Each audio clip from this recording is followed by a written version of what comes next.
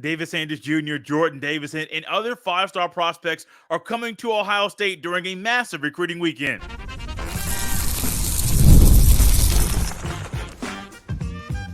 You are Locked On Buckeyes, your daily podcast on the Ohio State Buckeyes. Part of the Locked On Podcast Network, your team every day. Welcome in, Buckeye fans, for a Friday, a feel-good Friday edition of Locked On Buckeyes, part of the Locked On Podcast Network, here on Friday, June 21st in the year 2024. I'm your host, Jay Stevens, also the host of the Jay Stevens Podcast, and today's episode is brought to you by Gametime. Download the Gametime app, create an account, and use code LOCKEDONCollege for $20 off your first purchase. Terms apply.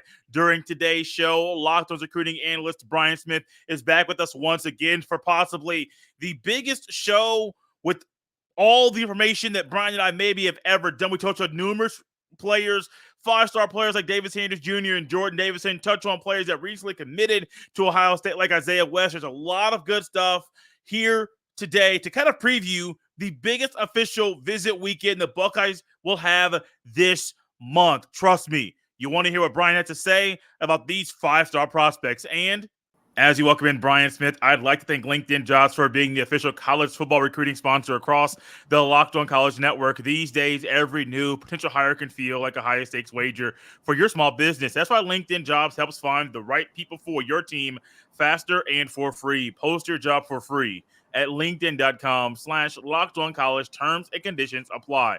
Ohio State has completed three official weekend visits. This one is going to be the biggest one of them all. It starts today through the rest of the week. They hosted official visitors earlier this week as well. And Brian, we've been talking about a lot of guys that have been priority players for Ohio State, prospects that the Buckeyes would love to have play in Columbus. But the guys coming this weekend, they're not just the top at Ohio State's board. They're the top on other schools' boards because these guys are that good. Yeah, they've got a great list. This is one of the best lists in the country for this weekend and, quite honestly, for the month of June. Ohio State is still Ohio State. You should expect that. And it's interesting. They got players from Alabama and California and all these different places, a truly national look at recruiting. One of the guys you didn't mention there as far as states, there's a kid from North Carolina who you and I have touched on before in Davis Sanders Jr., who is going to be coming to Ohio State this weekend. He is actually, I believe this is his second, maybe third visit in this calendar year, which is huge for a guy that's on the East Coast, that has a lot of East Coast schools trying to get him. Clemson's really one of those schools that is pushing heavily for Davis Sanders Jr., but Ohio State gets their last stab, at least right now, in this window to get them to come to verbally commit to Ohio State. I think that means a whole lot for the Buckeyes' chances to get Sanders to commit to Ohio State. They've got ground to make up if you go by this scuttlebutt, but being the last visit, that's pretty much a guarantee. Tennessee, Georgia, Clemson are mentioned quite a bit with him. He's a Southern kid, and Ohio State is the one Northern school to get an OV. So it's an interesting trend with him to have the one school up north. Why that is, I don't know. But he likes Ohio State, and once he got acclimated with it with the unofficial visit earlier this year, he took the OV. He set it up. So obviously they're a contender. I don't know what to expect from it. Most of the people down here where I live expect him to stay down south.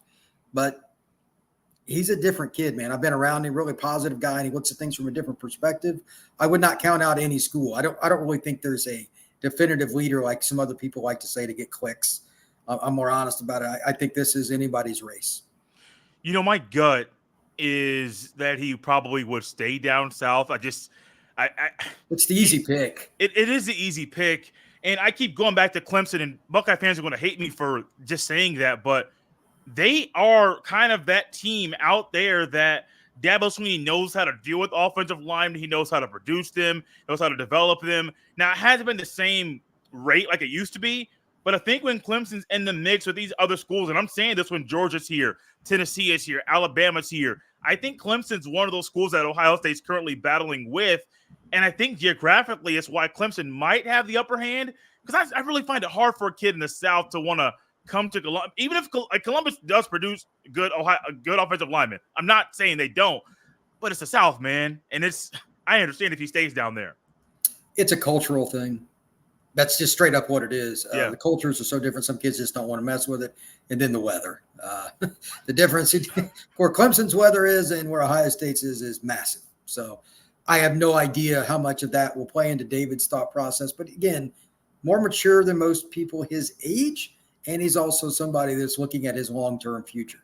If he thinks that's in Columbus, he'll put up with some of the other stuff on the side to go play good football. I'm not worried about that.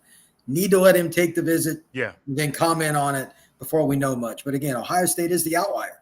All the other visits this young man is taking will be down south. The one thing that I look at with him, and it's not so much projecting where he's going to go, but if Ohio State was able to get a commitment from him, let's say a month from now or before the football season starts in the fall, that could be kind of a domino effect where other top guys want to play with him. The Buckeyes only have one offensive lineman verbally committed right now, which I think it's a little bit slower for the offensive recruitment right now for Ohio State, which is odd because defense has been more of the emphasis right now as far as recruiting trail and guys committing. But if Sanders does end up committing to Ohio State anytime between now and December, you're going to find a lot more big-time athletes following him to Columbus. He will be a bell cow for somebody, especially other linemen. Yeah. Kind of hard not to want to play with him, right? Like he runs like a tight end, but he's 280, 290, whatever it is. He used to be a guy that was on that side of the ball. Like he wanted to be a D lineman or tight end. He kind of fought it. But now that he's that guy playing left tackle, and when you watch him move, everybody wants to be around that. So I'm not surprised at anything that happens in recruiting, but one thing's a lock every year. A big-time player in a position commits early, and then other guys follow. Sanders will be no different. And Ohio State needs linemen. That's one of the things you and I have talked about a lot. Mm-hmm. They need that help as much, if not more, than anybody else in this race. Do you view him as a can't-miss prospect? If can't miss also includes taking away injury factor. Otherwise, he should be because his attitude's right. He's intelligent and he's gifted in ways you can't teach. The length, the athleticism. When you watch him run like in front of you, it doesn't look anything like an offensive lineman normally looks. I have a lot of comments as the kids run past me that I can't put on air when they're running these linemen, and they're not very friendly comments because it looks awful. Yeah. But he is not one of those kids. He's very fluid at like 280. He looks like a kid that's 205. So, barring injury, Sanders is going to be an NFL player. From one guy who was taking an official visit to Ohio State this weekend, this one first one from the East Coast, the next one's from the West Coast, and Jordon Davison is one of those guys that Ohio State's bringing in on an official visit this weekend, and it could be a third running back commitment during a crucial point in recruitment for the Buckeyes. We'll dive into him next. This episode is brought to you by Gametime. Gametime is an authorized ticket marketplace of Major League Baseball, which makes getting tickets faster and easier. Prices on the Gametime app actually go down closer it gets to the first pitch, with killer last-minute deals, all-in prices, views from your seat, and their lowest price guarantee. Gametime takes the guesswork out of buying MLB tickets. It's summer. It's hot outside. You know what that means? Baseball is right in front of us to enjoy every day. And maybe you're trying to make a last-minute decision and you're trying to find the place to help you make the best decision and not spend all the money on tickets. We got the place for you. Just go to Gametime because they take the guesswork out of buying MLB tickets. Download the Gametime app, create an account, and use code LOCKEDONCollege for $20 off your first purchase. Terms apply. Again, create an account and redeem code LOCKEDONCOLLEGE for $20 off. Download Gametime today. Last-minute tickets, lowest price guaranteed. This episode is brought to you by Billiards Plus. Billiards Plus has the best selection of pool tables, game tables, shuffleboard tables, and more, and the best service in Central Ohio. And guys, check this out.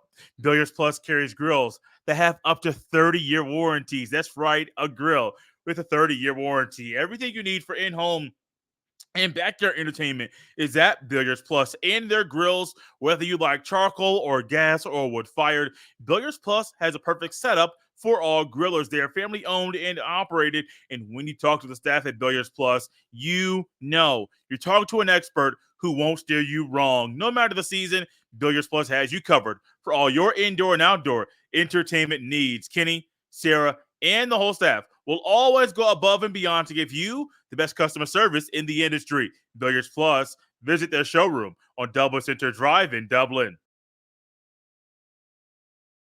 Are you watching Fox Sports or ESPN on your TV all day? Have to turn down the volume with all that shouting? Make the switch to Locked On Sports today, a free 24/7 sports streaming channel programmed for you every day to bring you the biggest stories without all the screaming. Locked On Sports today brings you can't miss analysis, opinions, and news, streaming 24/7 on YouTube or the free Amazon Fire TV channels app, part of the Locked On Podcast Network, your team every day.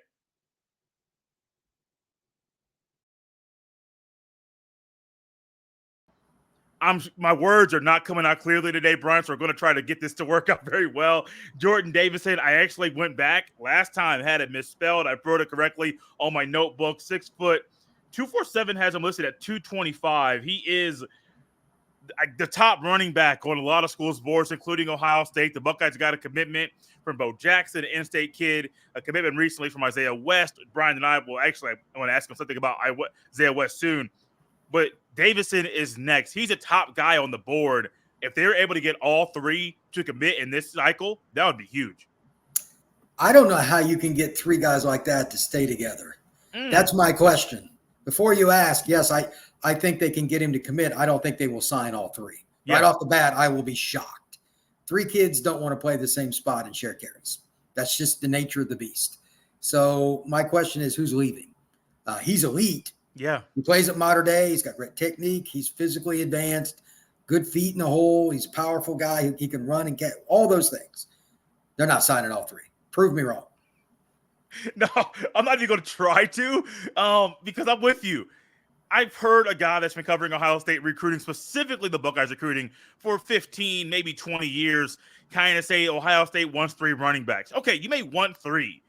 These 3 guys are too good to try to be able to sign all 3. You may get 3 commitments, and then one may decommit and sign elsewhere. You may get somebody else at the end of the cycle. I don't see how they would get all 3 of these guys to commit, because honestly, if it's not year 1, if all 3 of these guys progress like they probably should, they're starters in year 2 no matter what. No matter where they play, they're going to start year 2 in college football. Yeah, that's the name of the game. Running backs just want to get on the field like everybody else. And 3 guys, and I know Ohio State fans are throwing things at their TVs or whatever. I don't care. It's still just true. They're not going to wait. If you sign 3, one of them will be gone by the end of the first spring practice. Whoever's the third on the they're gone. If you don't give them the depth chart, like don't get specific with them, at least one will be gone. You're not going to fool them. You're not going to keep all 3. And maybe that's part of it. Maybe they want to bring in 3 knowing somebody would leave. I don't know. But Lachlan's a great coach. They'll be fine either way. It's just this is bizarre because signing 3 is like very rare. Very, very, very rare. And these are all bigger backs too. Yeah. It's not like one of them's a 5'9", 170 kid that's, okay, we want to use him in the slot, use him different. None of them are. So I don't see 3 ending up in Columbus long term. For those that are just new to recruiting or just may not know what kind of football Mater Dei is, what kind they play, Brian, we talk a lot about IMG and the guys that Ohio State recruits from that academy down there. Is Mater Dei similar as far as a product and factory as IMG is? It's close. Mater Dei is a school that's based on sport. Like they got started with golf, and that was kind of their beginning on with tennis, and it's expanded to other things. But they've got 2 weight rooms on their campus that are like NFL weight rooms. I used to work there. It's different. Mater Dei is a little different, and it's a private school. They recruit all over the place. They can deny all they want. They recruit all over. So they get kids from all over LA and even further to come there. But that's about as close as you're going to get. And over the last 40 years, one could argue that Mater Dei is the most prominent program in the nation. Oh, wow. They've had kids go to the NFL all over the place. Quarterbacks play at USC and all kinds of different places. Matt Leinart, et cetera. They've had a ton.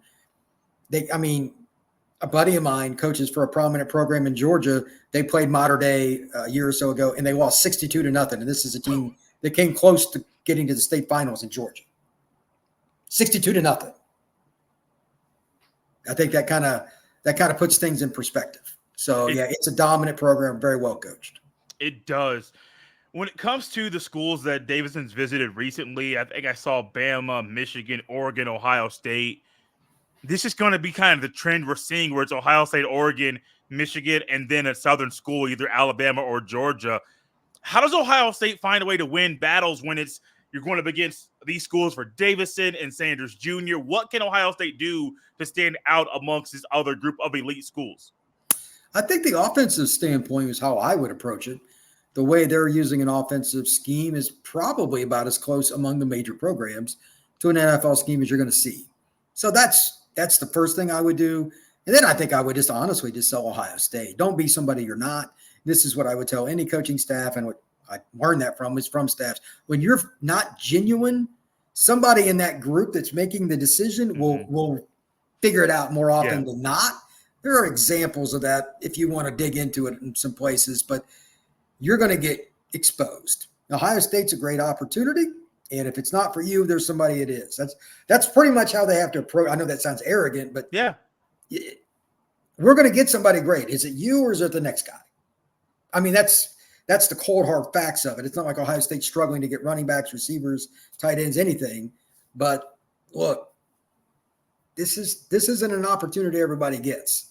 That's how if I was at Ohio State, that's how I would approach it as an assistant coach under Day.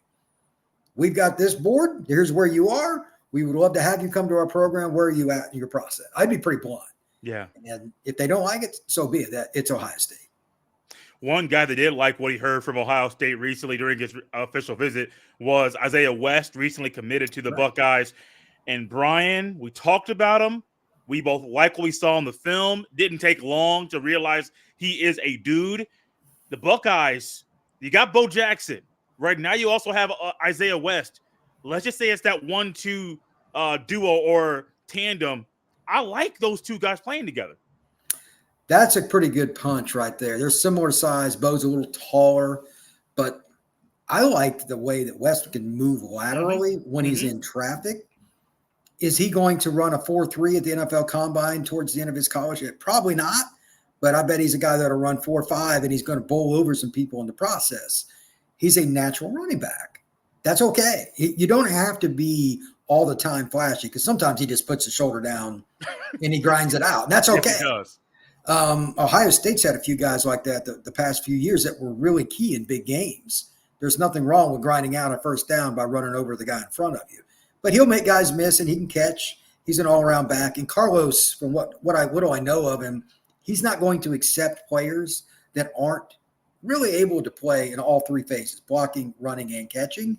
Anything you're not where you need to be, obviously, it's his job to coach you up. But he's taking guys that have advanced skills here. He's a little – I don't know why, but some of the people got him as like a 3-star.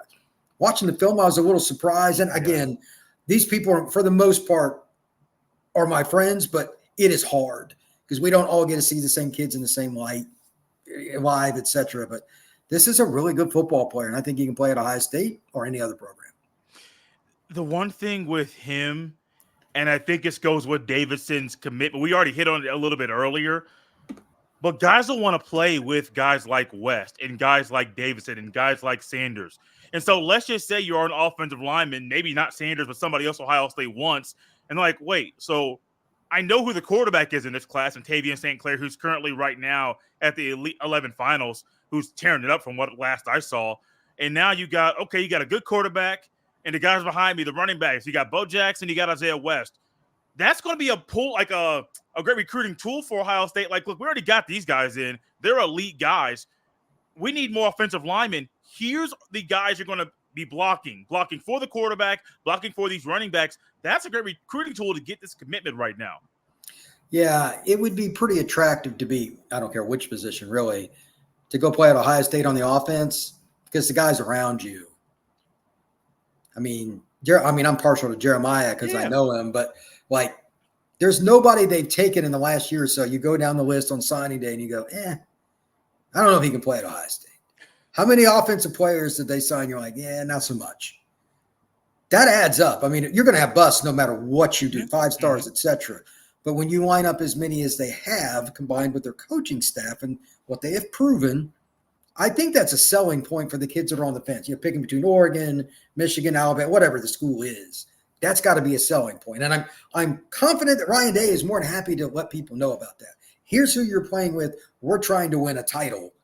This is how we can do it. Do you want to be a part of that process? Again, I imagine he's pretty blunt. Like, look, we're a little different than most programs. There's a very small group of us at the true top of the list, and Ohio State has that kind of talent. Now, can you help us get over the top? There's a guy that Ohio State believes will help them get over the top in the recruitment and keep the secondary play, especially at corner, at the level that it currently is. Dorian Brew from Conroe, Texas. He is coming to Ohio State this weekend as well on an official visit. They already got two guys, Brian, at corner that are, I think, the top two corners in the class that are already committed. If you add Brew, that separates you from everybody else. Yeah, that's another interesting player. He's lived in Ohio and Texas. Now he's in the greater Houston area, 200 pounds or so. He can probably play some corner, but I think he'll end up at safety long term. He's a thick kid, and he can run. If Ohio State's getting kids like this, in addition to some of the guys they have committed and they keep offered and everybody, I mean, there's a long way to go with this.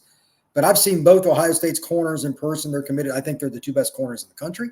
And I've also seen Brew enough on film. I haven't seen him live. That like, this is one of the best DB classes. If all three of those guys sign with the Buckeye, it'd be truly hard to screw it up. I mean, it's just ridiculous what kind of talent the three would have. And that's not taken away from anybody else. Because Right. You got the kid from Maryland, too. Yeah. That would be as good a 1 through 4 DB class I think I've ever seen.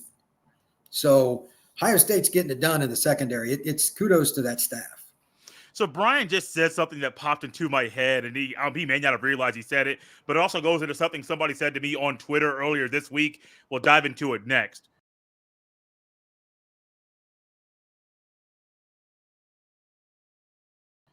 Brian, there's an importance between realizing what a verbal commit is and a player signing on the dotted line on National Signing Day. Someone on Twitter, I quote tweeted something that Bo Jackson tweeted, talking about the speed he ran during a recruiting camp. And I said, hey, I said it on here. He has getaway speed. Well, this person also commented on that, said, I have a hard time kind of trying to buy into players committing because nothing's really set in stone until they sign on the line.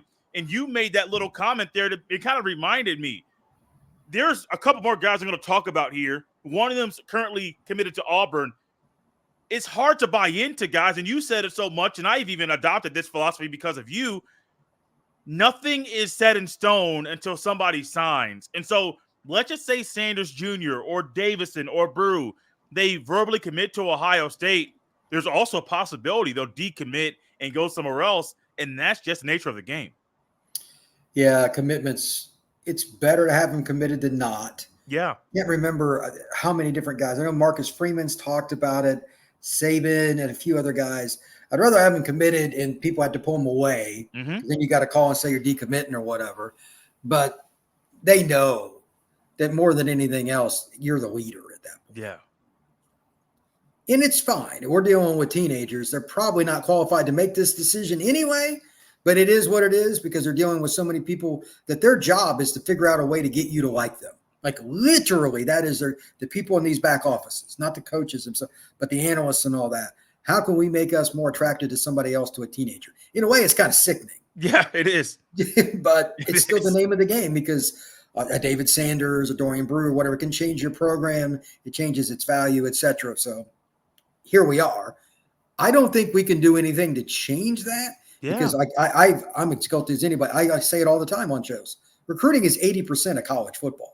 Well, you want it to be or not. NFL, the draft is really hard, but at least there's a pecking order. Mm-hmm. You can get the top 5 picks essentially in college. In some years, Alabama or Georgia has. And if you look at the way they play, but now Ohio State's kind of entering into that now that they've jumped to NIL. And why not? But doesn't mean that somebody else won't come along and offer something else too. The NIL thing makes it really difficult. There are some kids that I know literally have made decisions to go to a school they didn't want to go to, but the NIL was that. So when a kid tells me somebody's a leader, that may be completely correct, but that doesn't mean he's going to sign there. It's just bizarre. It's just bizarre. So be careful what you think of when you hear a kid's going to commit or not commit to Ohio State. There are probably things involved that you're not ever going to know the full scope of. Brian, I mentioned this kid that's currently committed to Auburn. Let's go to him next and then go to Zion Grady last. Malik Autry, I believe he's, at least on the side I saw, 6'6", 320 pounds, big mammoth, massive human being. And this one has always been interesting because the Buckeyes offer, he's been verbally committed to Auburn. He's in Alabama, so he's not like he's coming from out of state. He's an in-state kid for Auburn, and he's currently committed there. But the Buckeyes keep pushing, got him to commit to coming in for an official visit. So it makes me think, Brian, that they're a legitimate player to potentially flip Autry from Auburn to Ohio State. Let's get the backstory out of the way here. He lives 10 minutes from Auburn's campus. Oh, closer than I thought. Opelika, where he lives in Auburn, when you go into one city from the other, you don't even know the difference. Like they're connected. He is an Auburn fan. He's on campus all the time, etc. But he's visited UF. He's visited Ohio State. And I want to say there's somebody else too, but he's taken visits to a lot of places. He's been to Bama. I think he will end up at Auburn, but when you continue to take this many visits, somebody like Jay Stevens certainly has all the right in the world to say, well, why are you taking these trips? So he's enjoyed the process as much, if not more, than most people. But just from talking to him, I think it's Auburn. But, at some point, either you shut it down or you don't. So we'll see what he says after the visit to Buckeye Land. Yeah, it's very interesting. I saw he was on the list, and I'm like, wait. He just got an offer. He's coming to Columbus, still verbally committed. I know some guys like taking visits and wanting to go to different parts of the country, but I don't know. It just seems odd. What isn't odd, though, we got to move here quickly. I just looked at the clock like, we're up out of time. Zion Grady, 6'4", I believe he's listed at 235 via 247 Sports. Another Alabama kid. Ohio State already got one Alabama kid and name offered who verbally committed, one of those corners you mentioned earlier. But Grady's one of those guys, man. He's one of those edge defenders that Ohio State's been trying to find and to pull and to try to find and then keep pulling and keep tugging. This is one of those guys, one of those dudes that's going to be kind of shifting the narrative about Ohio State's edge players if he comes, if he develops, and he stays for his college career at Ohio State. Not saying it's going to happen, but if it does, this is the kind of guy Ohio State needs. They haven't signed enough pure pass rushers that are just weak side guys here recently by Ohio State standards. Obviously, they've got really good players. This is the kind of kid that could play outside backer or be a pure edge and just put his hand in the ground. I don't know what he wants to play. He's a really nice kid, very soft-spoken young man. He's been overwhelmed with recruiting. Miami, Florida State, Ohio State, Auburn, Georgia. His recruitment has been bonkers. So I have no idea. Auburn feels good about him. I know Florida State feels good about it. I have no idea where he's going to go. He's one of those guys that really has a hard time saying no to people. So this is an interesting recruitment. Brian, what's your last thoughts? So we talked on a lot of guys today, way more than normal, which that would not be the norm for the future, guys. That's not something that's normal. But with the guys that Ohio State's bringing in, it was just kind of needed to fit everybody in this show. But Brian, what's kind of your last thoughts about any of the guys we talked about today? Anything is possible when it gets to this point of the year. You're going to see commitments fly. There's probably going to be at least one guy we talked about today on signing day. We're like, we didn't see that coming. Yeah. That's the NIL era. If I stress anything else to you today, no matter how much you look through, Buckeye glasses, anything is possible, especially with NIL. Do not be surprised at somebody you gain and or lose due to it. NIL has changed recruiting and predictions forever. Guys, that's Brian Smith. He is Locked On's recruiting analyst. You can follow him on X or Twitter at FBScout_Florida. You can follow me on the same platform at JStevens07. This has been Locked On Buckeyes on a Friday. We'll see you next time.